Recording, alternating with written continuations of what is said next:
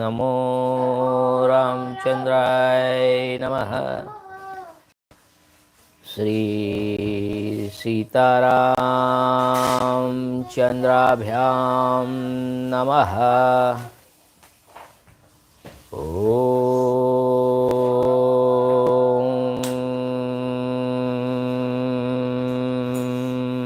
राम रामाय नमः।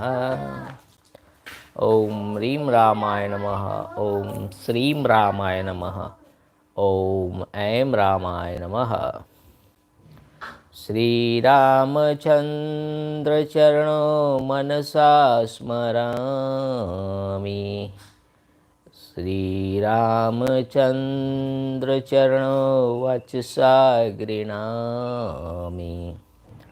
श्री रामचंद्र चरणो शीर्षा नमामि।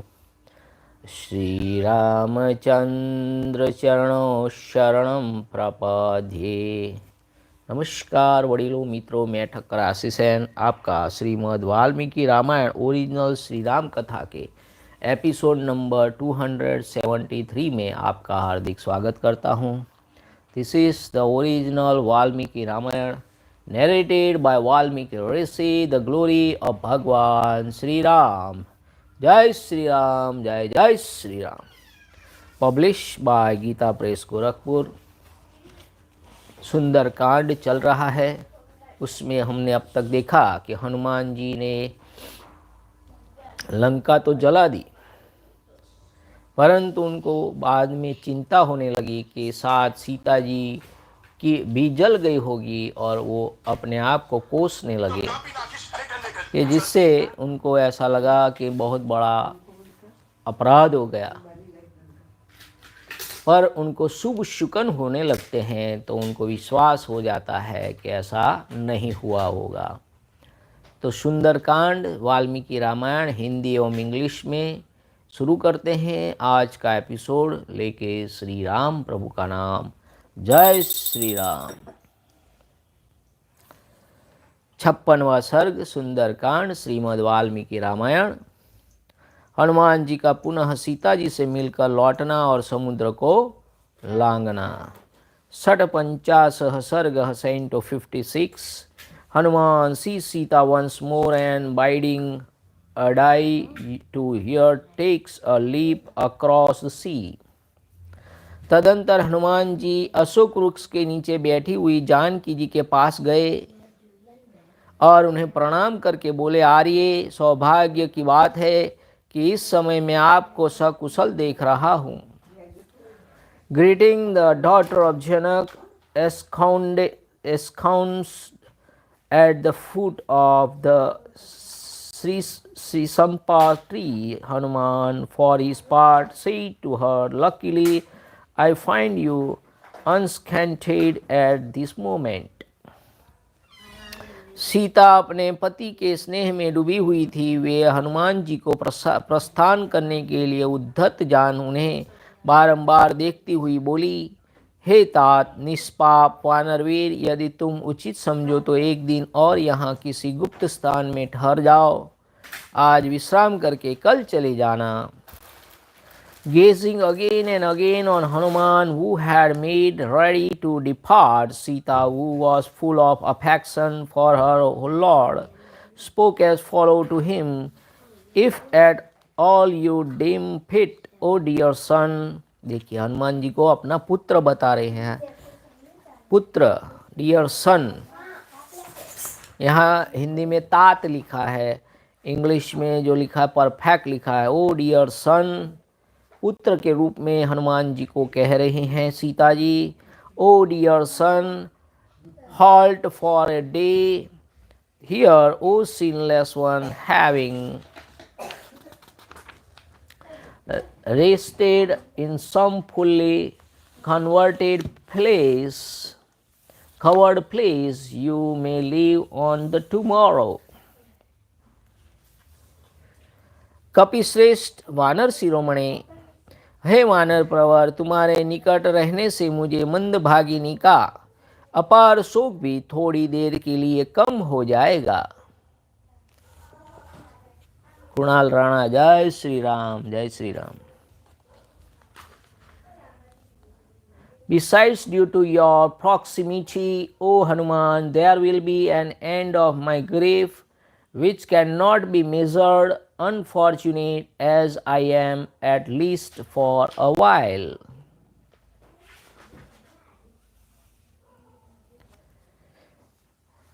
हे कपिश्रेष्ठ, वानर शिरोमणि, जब तुम चले जाओगे तब फिर तुम्हारे आने तक मेरे प्राण रहेंगे या नहीं इसका कोई विश्वास नहीं है. For if once you are gone, O tiger among monkey, there is uncertainty of your return to this place, and there is no surety of my survival either, O bull among monkeys.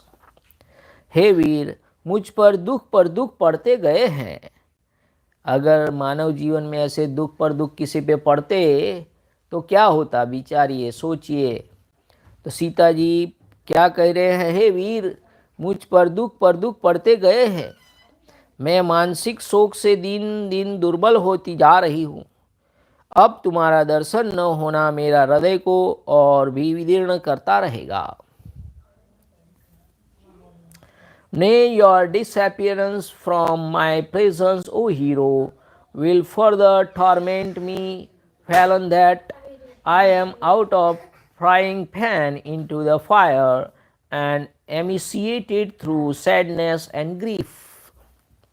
हे वीर, मेरे सामने यह संदेह अभी तक बना ही हुआ है कि बड़े बड़े वानरों और रीछों के सहायक होने पर भी महाबली सुग्रीव इस दुर्लज समुद्र को कैसे पार करेंगे. उनकी सेना के वे वानर और भालू तथा वे दोनों राजकुमार श्री राम और लक्ष्मण भी इस महासागर को कैसे लांघ सकेंगे. देखिए, सीता जी को यहाँ डाउट हो रहा है कि how it is possible. Nay, this doubt ever stands before me as it were about your very mighty associate monkey and bears, O hero, as to how on earth Sugriv, who was endowed with extraordinary might, or those hordes of monkeys and bears, or those two princes, will actually be able to cross over the sea, which is so difficult to accomplish. तीन ही प्राणियों में इस समुद्र को लांघने की शक्ति है, एक तुम में, गरुड़ में अथवा वायु देवता में. देखिए, सीता जी मान रही है कि तीन लोग ही ये समुद्र पार कर सकते हैं. The capacity to cross the sea exists in three created beings only: Garuda, the son of Vinata, the wind god, and yourself. इस कार्य संबंधी दुष्कर प्रतिबंध के उपस्थित होने पर तुम्हें क्या समाधान दिखाई देता है, बताओ, क्योंकि तुम कार्य कुशल हो. देखिए, सीता जी अपना डाउट क्लियर करना चाहती है कि क्या करोगे, यहाँ तक कैसे पहुँचोगे. How you cross the sea with Ram and Lakshman. When this obstacle, which is so difficult to man over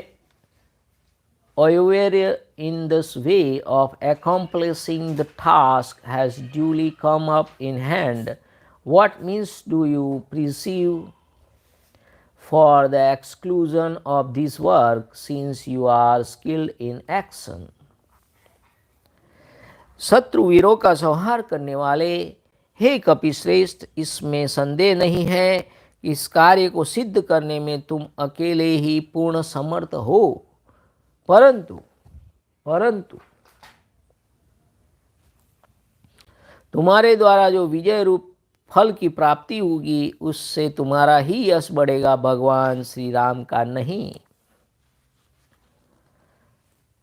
When this obstacle, which is so difficult, although you are yourself equal to the accomplishment of this task of rescuing me single-handed, O destroyer of the hostile warriors, the attainment of success will redound to your glory rather than to that of Sri Ram. परंतु शत्रु सेना को पीड़ा देने वाले श्री रामचंद्र जी यदि लंका को अपनी सेना से पद्दलित करके मुझे यहाँ से ले चले तो यह उनके योग्य पराक्रम होगा. If having overrun Lanka with his force, Sri Rama season of Kakutsa, the scourge of hostile forces, for his part takes me back from Lanka, that alone would be worthy of him. अतः तुम ऐसा उपाय करो जिससे युद्धवीर महात्मा श्री रामचंद्र जी का उनके योग्य पराक्रम प्रकट हो. Therefore act you in such a way that the exalted soul, valiant in combat, may exhibit prowess worthy of him. Sita ji को यह बात स्नेह युक्त तथा विशेष अभिप्राय से भरी हुई थी. इसे सुनकर वीर हनुमान जी ने इस प्रकार उत्तर दिया. Hearing the aforesaid speech of Sita, which was full of significance, polite and logical, the heroic Hanuman made the following final reply. हे देवी, वानर और भालुओं की सेनाओं के स्वामी कपिश्रेष्ठ सुग्रीव बड़े शक्तिशाली पुरुष हैं. वे तुम्हारे उद्धार के लिए प्रतिज्ञा कर चुके हैं. The ruler of monkey and the bear herds, Sugriv, the foremost of monkeys, who is richly endowed with energy, is determined to liberate you, O godlike lady. पहले तो उनका संकल्प ही बहुत बड़ा महान है कि आपको वो छुड़ाने अवश्य आएंगे. हे विदे नंदिनी, अतः वे वानरराज सुग्रीव सहस्त्र कोटि वानरों से गिरे हुए तुरंत ही यहाँ आएंगे. Surrounded by the crores and crores of monkeys, O princess of the Vidya territory, the said Sugriv, the Caesarian lord of monkey, will make this his appearance soon. साथ ही वे दोनों वीर नरश्रेष्ठ श्री राम और लक्ष्मण भी एक साथ आकर अपने सहायकों से इस लंकापुरी का विध्वंस कर डालेंगे. Nay, arriving together, those two heroic jewels among men will destroy Lanka with their shafts. हे वरारोहे, राक्षस राज रावण को उसके सैनिकों सहित काल के गाल में डालकर श्री रघुनाथ जी आपको साथ ले शीघ्र ही अपनी पुरी को पधारेंगे. Having made short work of the ogre Ravan with his horse, Sri Ram, the delight of the Raghus, will return before long to his own city Ayodhya, taking you with him, O lady of excellent limbs. इसलिए आप धैर्य धारण करें, आपका भला हो, आप समय की प्रतीक्षा करें. रावण शीघ्र ही रणभूमि में श्री राम के हाथों से मारा जाएगा. आप यहाँ आपकी आंखों से देखेगी. Be fully restored to confidence and bide your time. May God be betide you. You shall soon be able to see Ravan killed in combat by Sri Ram. पुत्र, मंत्री और भाई बंधुओं सहित राक्षस राज रावण के मारे जाने पर आप श्री रामचंद्र जी के साथ उसी प्रकार मिलेगी जैसे रोहिणी चंद्रमा से मिलती हैं. When Ravana, the lord of ogres, is slain along with his sons, ministers and kinsfolk, you shall be united with Sri Ram as Rohini, a consort of moon god, presiding over a constellation of the same name, is with the moon god. वानरों और भालुओं के प्रमुख वीरों के साथ श्री रामचंद्र जी शीघ्र ही यहाँ पधारेंगे और युद्ध में शत्रुओं को जीतकर आपका सारा शोक दूर कर देंगे. Accompanied by eminent leader of monkeys and bears, Sri Rama, season of Kakutsa, who having fully conquered his enemies in combat, will thoroughly dispel your grief, will make his appearance soon. हे विदेह नंदिनी सीता को इस प्रकार आश्वासन दे। वहाँ से जाने का विचार करके पवन कुमार हनुमान जी ने उन्हें प्रणाम किया। Having comforted Sita, a princess of the Videha territory, as above, and making up his mind to depart, Hanuman sprung from the lions of his wind god, greeted Sita.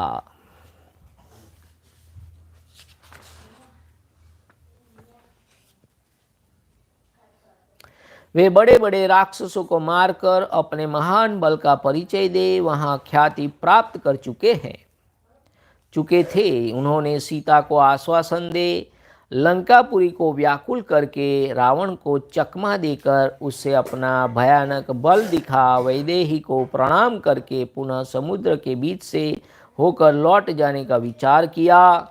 अब यहाँ उनके लिए कोई कार्य बाकी नहीं रह गया था, अतः अपने स्वामी श्री रामचंद्र जी के दर्शन के लिए उत्सुक हो वे शत्रु मर्दन कपिश्रेष्ठ हनुमान पर्वतों में उत्तम अरिष्टगिरी पर चढ़ गए। ऊंचे ऊंचे पद्म के समान वर्ण वाले वृक्षों से सेवित नीलवर्ण श्रेणियों मानो उस पर्वत का परिधान वस्त्र थी। शिखरों पर लटके हुए श्याम मेघ उसके लिए उत्तरीय वस्त्र चादर थे से प्रतीत होते थे। सूर्य की कल्याणमयी किरणों के प्रेम पूर्वक उसे जगाती सी जान पड़ती थी। नाना प्रकार के धातु मानो उसके खुले हुए नेत्र थे जिनसे वह सब कुछ देखता हुआ सा स्थित था। पर्वतीय नदियों की जलराशि के गंभीर घोष से ऐसा लगता था मानो वह पर्वत सस्वर वेद पाठ कर रहा हो।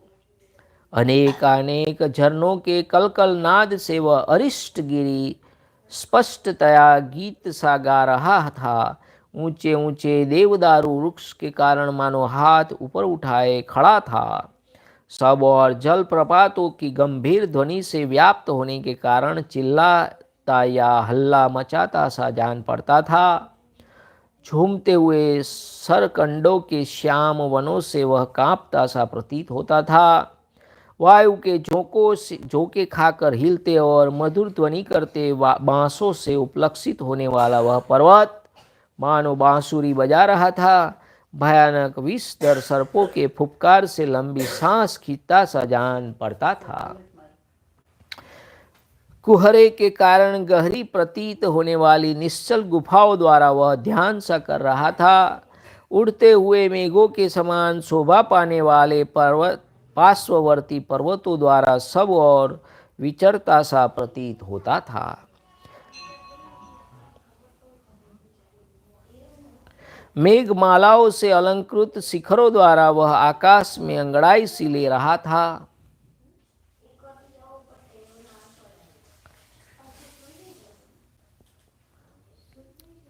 अनेक श्रृंगों से व्याप्त तथा बहुत सी कंदराओं से सुशोभित था। साल ताल कर्ण और बहुसंख्यक बांस के वृक्ष उसे सब ओर से घेरे हुए थे। फूलों के भार से लदे और फैले हुए लता वितान उस पर्वत के अलंकार थे। नाना प्रकार के पशु वहाँ सब और भरे हुए थे। विविध धातुओं के पिघलने से उसकी बड़ी शोभा हो रही थी। वह पर्वत बहुसंख्यक झरनों से विभूषित तथा राशि राशि शिलाओं से भरा हुआ था। महर्षि यक्ष गंधर्व किन्नर नागगण वहाँ निवास करते थे। लता और वृक्षों द्वारा वह सब ओर से आच्छादित था। उसकी कंदराओं में सिंह दहाड़ रहे थे। व्याघ्र आदि हिंसक जंतु भी वहाँ सब और फैले हुए थे। स्वादिष्ट फलों से लदे हुए वृक्ष और मधुर कंद मूल आदि की वहाँ बहुतायत थी। ऐसे रमणीय पर्वत पर वानर शिरोमणि पवन कुमार हनुमान जी श्री रामचंद्र जी के दर्शन की शीघ्रता और अत्यंत हर्ष से प्रेरित होकर चढ़ गए। उस पर्वत के रमणीय शिखरों पर जो शिलाएं थी वे उनके पैरों के आघात से भारी आवाज के साथ चूर चूर होकर बिखर जाती थी। उस शैलराज अरिष्ट पर आरूढ़ हो महाकपि हनुमान जी ने समुद्र के दक्षिण तट से उत्तर तट पर जाने की इच्छा से अपने शरीर को बहुत बड़ा बना लिया। उस पर्वत पर आरूढ़ होने के पश्चात वीरवर पवन कुमार ने भयानक सर्पों से सेवित उस भीषण महासागर की ओर दृष्टिपात किया। वायु देवता के और पुत्र कपिश्रेष्ठ हनुमान जैसे वायु आकाश में तीव्र गति से प्रवाहित होती है, उसी प्रकार दक्षिण से उत्तर की दिशा की ओर बड़े वेग से उछल कर चले। पवन पुत्र हनुमान जी की जय, पवन सुत हनुमान जी की जय। पवन तनय संकट हरण मंगल मूर्ति रूप, सीता सहित हृदय बसहु सुरभूप। देखिए उछल कर निकल पड़े हैं अपने भगवान राम के पास, बड़े वेग से उछल कर निकल दिए। हनुमान जी के पैरों का दबाव पड़ने के कारण उस पर श्रेष्ठ पर्वत से बड़ी भयंकर आवाज हुई और वह अपने कांपते हुए शिखरों, टूटकर गिरते हुए वृक्षों तथा भांति भांति के प्राणियों सहित तत्काल धरती में धंस गया। उनके महान वेग से कंपित हो फूलों से लदे हुए बहुसंख्यक वृक्ष इस प्रकार पृथ्वी पर गिर पड़े, मानो उन्हें वज्र मार गया हो।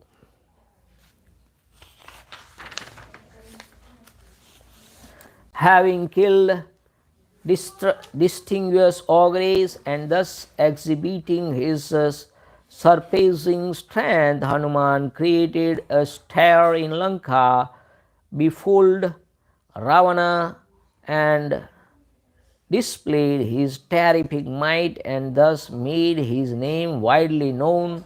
Having fully consoled the greeted Sita, Hanuman made up his mind once more to return across the sea.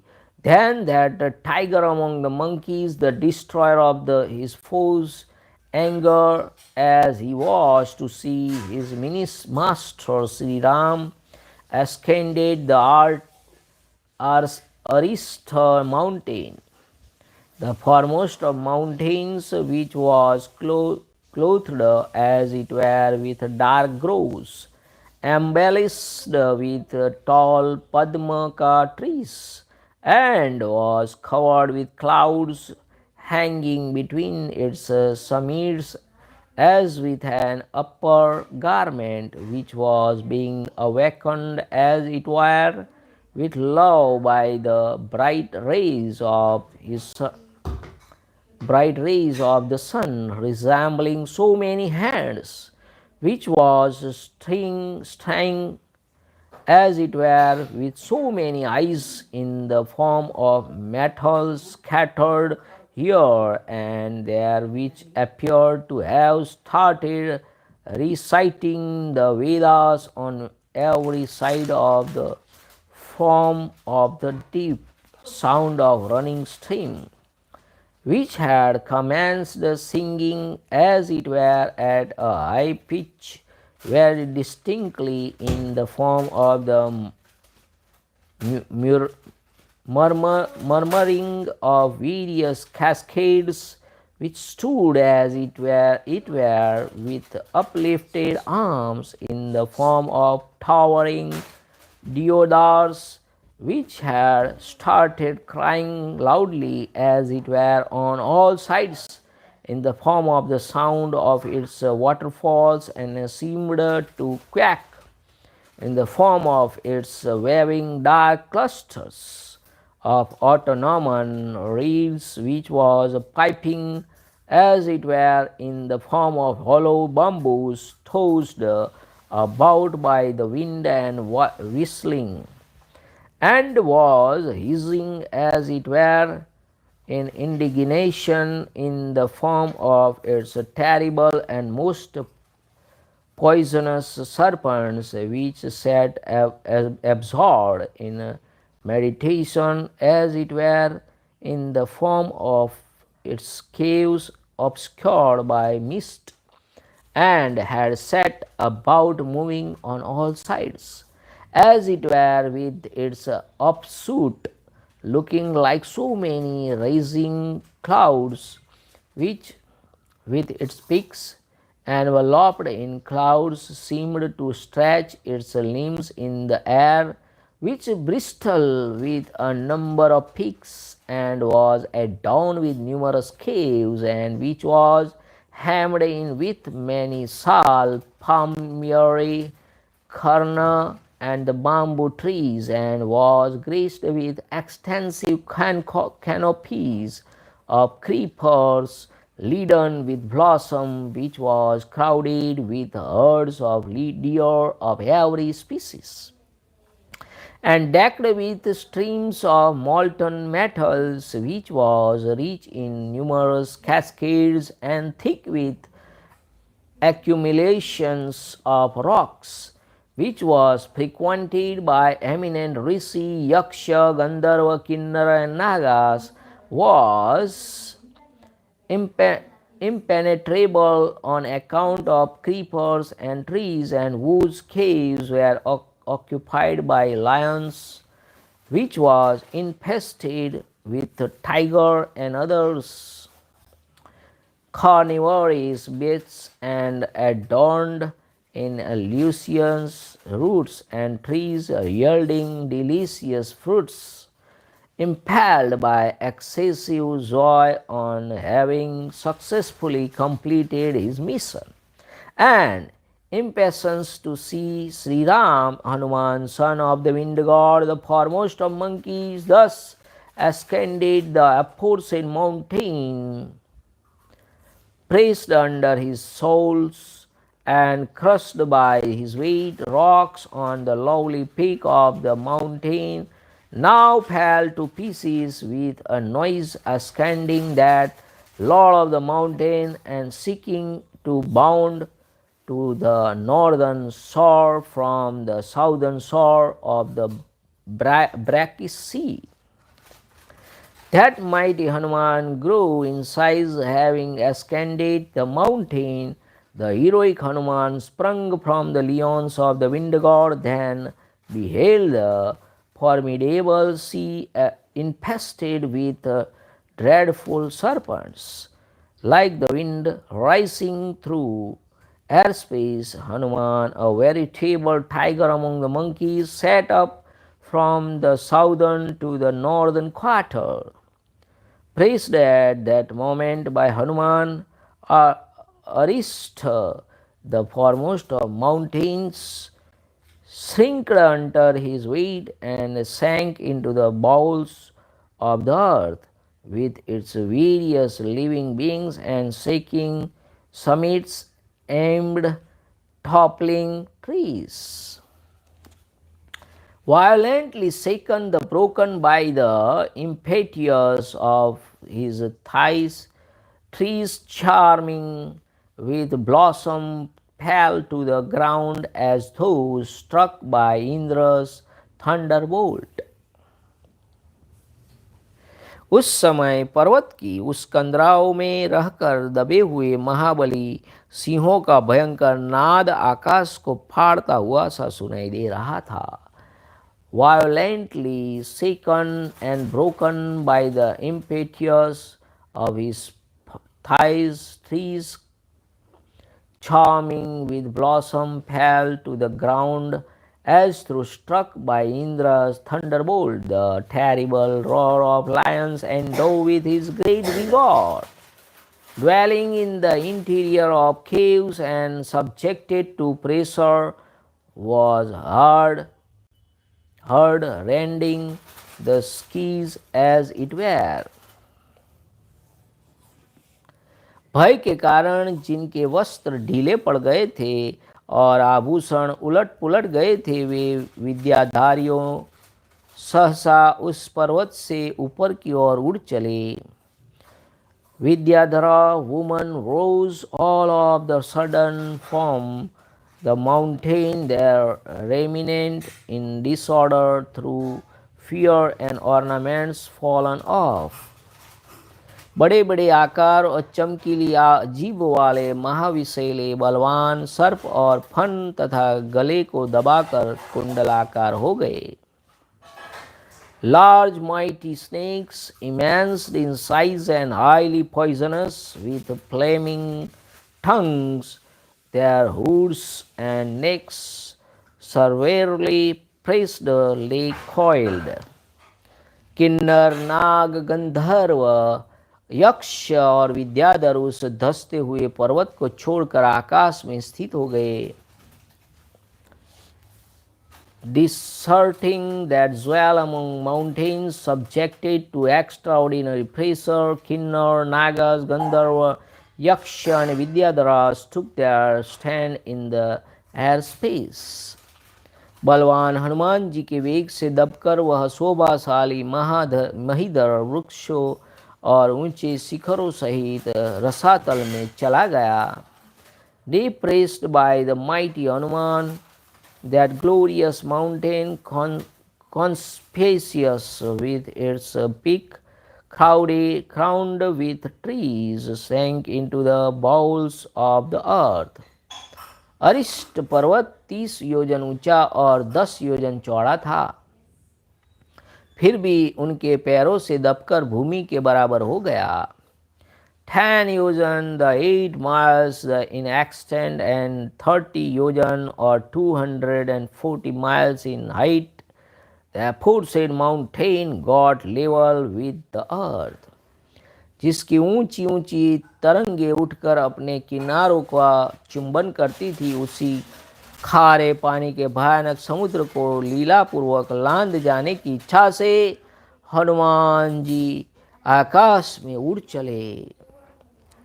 Anger to leap sportingly across the formidable salty sea, whose shores were being lashed by its waves, the said monkey Hanuman sprung in the airspace. इस प्रकार श्री वाल्मीकि निर्मित आर्ष रामायण आदि काव्य के सुंदर कांड में 56वां सर्ग पूरा हुआ। इत्यादि से श्रीमद् रामायणे वाल्मीकि आदि काव्य सुंदर कांडे षड्पंचाश सर्ग thus ends Canto 56 in the Sundarakānda in the glorious Ramayana of Valmiki, the work of a rishi and the oldest epic. जय श्री राम। नमः पार्वती पतये। हर हर महादेव हर।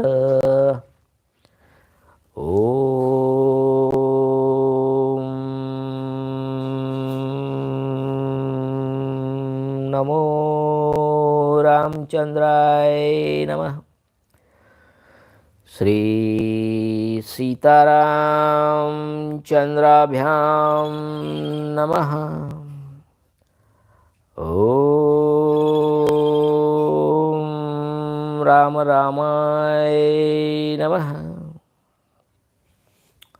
हरे राम राम राम हरे हरे, हरे कृष्णा कृष्णा कृष्णा हरे हरे।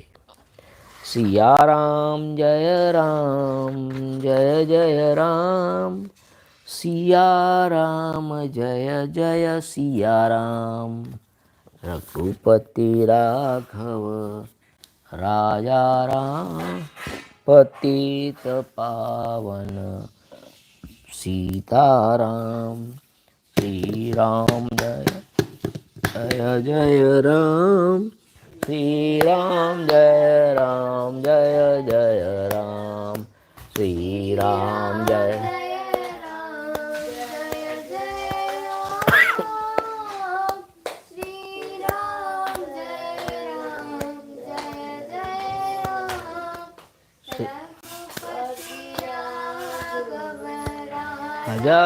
राम, पतित पावन सीताराम। श्री राम जय जय राम, श्री राम जय जय राम। जय श्री राम जय श्री राम।